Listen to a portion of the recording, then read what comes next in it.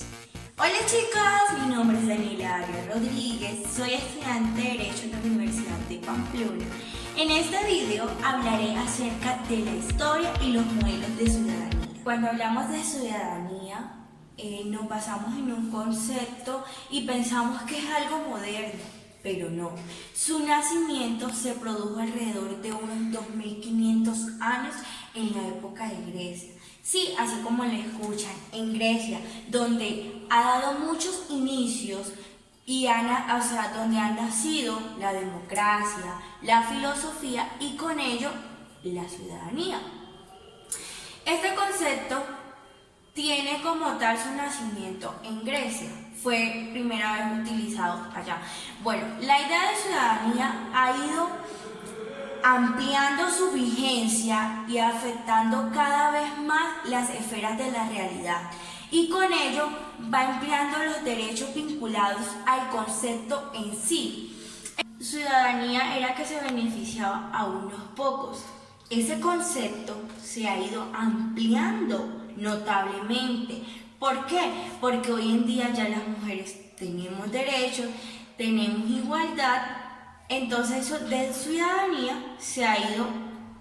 ha ido en progreso y que va encaminado hacia ¿qué? Hacia una ciudadanía universal que trasciende diferentes, tanto nacionales como religiosos, culturales, entre otras entidades de sociedad identificados y concluyentes.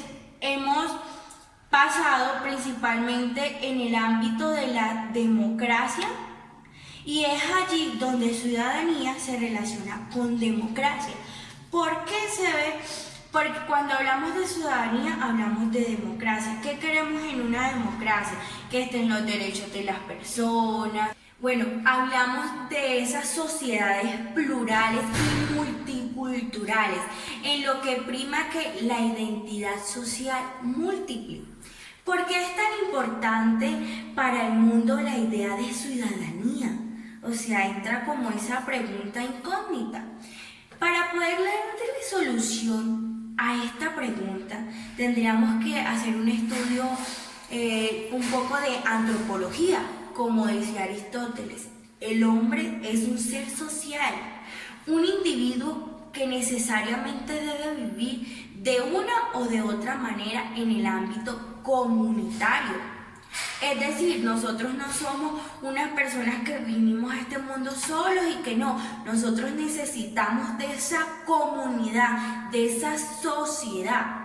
Es allí donde se ve relacionado el eje de la comunidad y la democracia.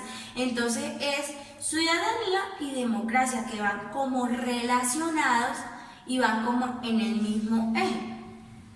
No podemos quedar una clara definición por un determinado individuo o un grupo, sino por el conjunto de relaciones y vínculos individuales que conforman a un nivel lo más libre e igualitario posible. Esto pues tiene unas épocas. Por ejemplo, Roma. Los ciudadanos tenían unos privilegios que era elegir y poder ser elegidos. Y por eso se hablaba que eran los paterfamilias, porque las mujeres no tenían votación, ni los esclavos, ni los menores de edad, los impúberes.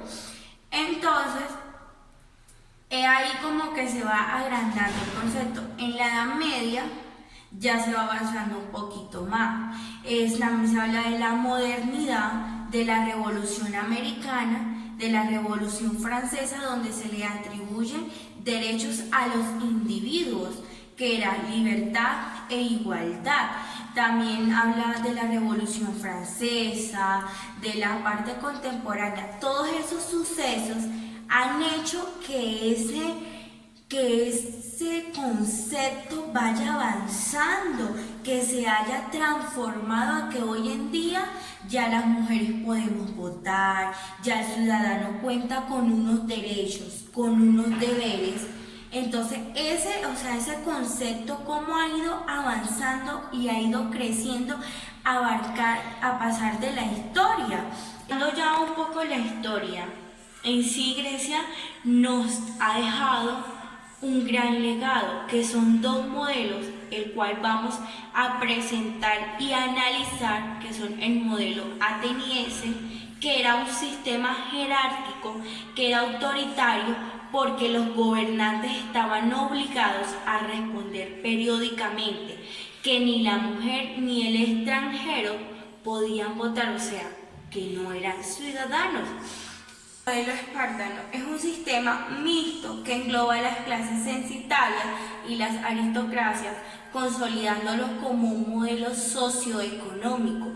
Este modelo tenía un grupo militar formados por ellos mismos que hacían que asentaban el estatus de ciudadanía, los cuales debían cumplir ciertas tareas de gobierno y defender las grandes polis. Y ya pasando a la actualidad, encontramos unos tipos de ciudadanía. Esa ciudadanía liberal que se entiende como ¿qué? Como la libertad que tiene el ciudadano y que el Estado no puede interferir con respecto a la voluntad del soberano, ni mucho menos del individuo.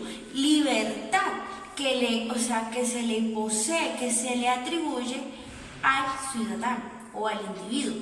Encontramos ciudadanía republicana. En estas existía la liberal y la republicana, entonces una elegía si liberal o republicana.